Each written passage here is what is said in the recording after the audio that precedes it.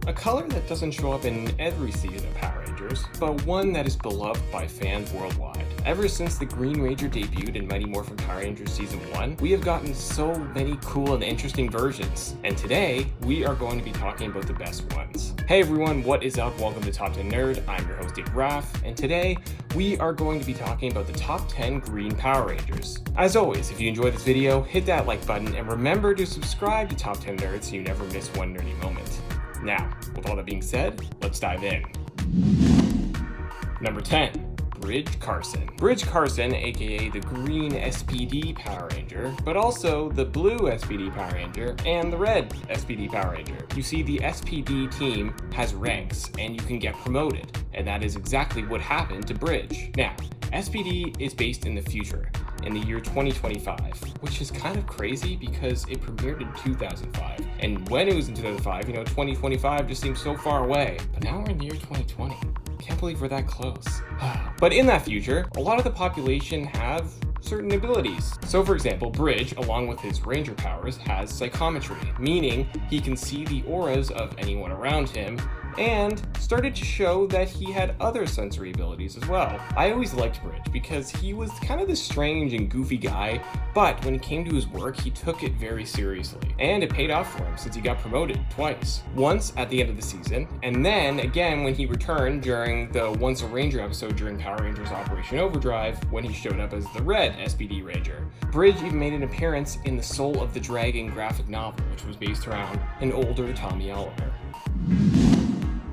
Number 9. Ziggy Grover. Ziggy Grover, aka Ranger Green, is part of Power Rangers RPM. Power Rangers RPM goes in a different direction for their season, as they're trying to stop world domination from a machine army led by an AI. This villain is actually enslaving all of humanity. When we see Ziggy, he started out by actually taking money from the cartel and using it for a children's orphanage. He has done quite a bit for this orphanage, and after having to serve out a sentence by being an assistant to the Rangers, he ends up actually becoming Ranger Green by having to use the technology on himself to save it from ending up in the enemy's hands. This was an interesting story of how he had to overcome training to actually fit into the Power Rangers, since, he didn't really have much experience in combat.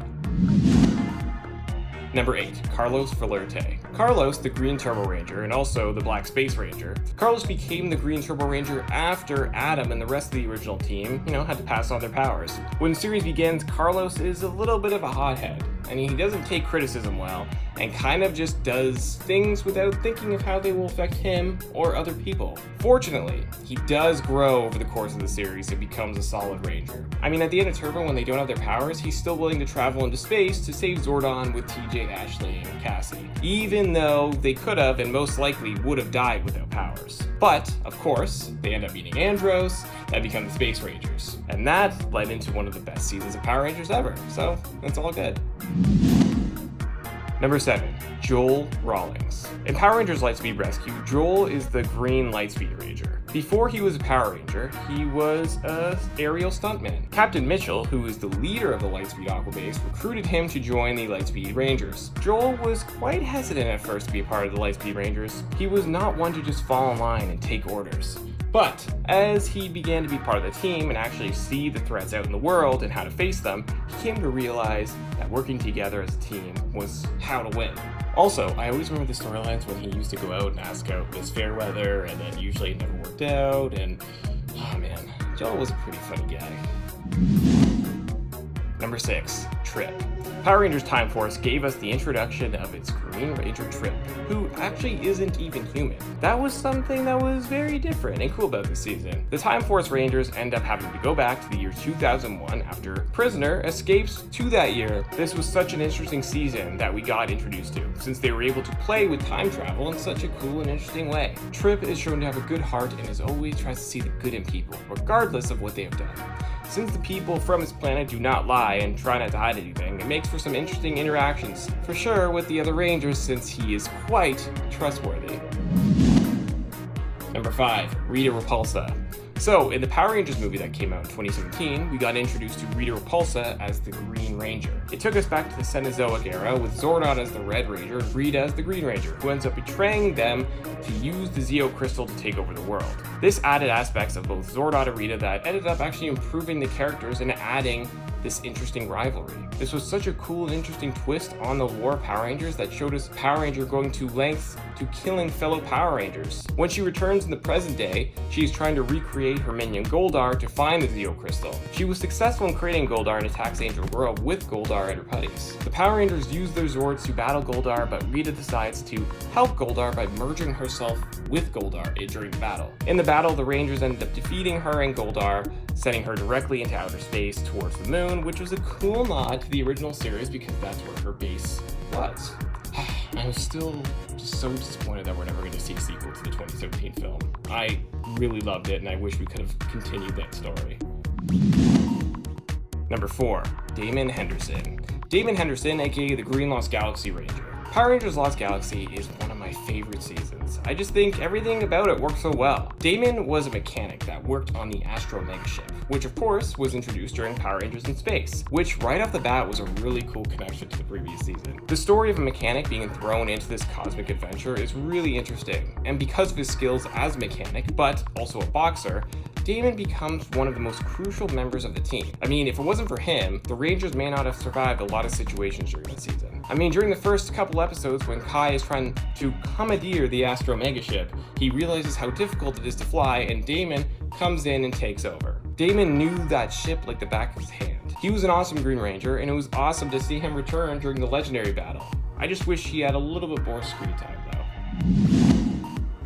Number 3, Cam Watanabe. So in Power Rangers Ninja Storm, we get introduced to Cam, the sensei's son. Now, Cam doesn't become a Power Ranger right away, and is actually more of just helping, run the Ninja Academy. He actually really wanted to be more of a part of the academy and train, but this is not what, his father wanted for him. At first, he was there to only help the Power Rangers with their, morphers and Zords. But after the Power Rangers lost their powers, Cam was able to journey back in time with the Scroll of Time. When he arrived in the past, he found his mother, who never wanted Cam to train because of how dangerous it really was.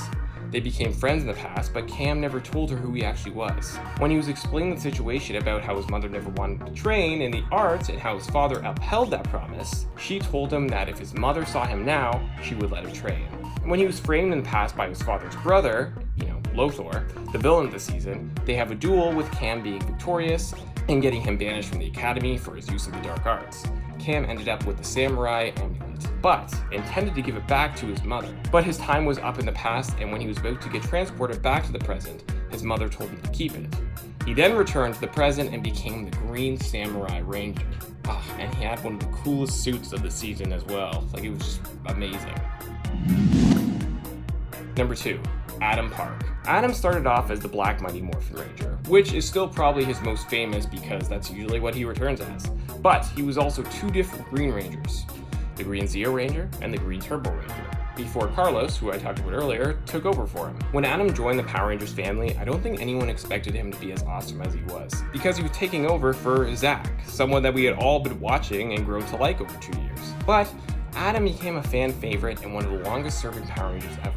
He was just really likable, and even before he became a Power Ranger, he would always help out the team. He got solid storylines and proved himself countless times as one of the team's most skilled and reliable Rangers. I always thought that he would have become a Red Ranger one day because he was great at leading the team when he had to.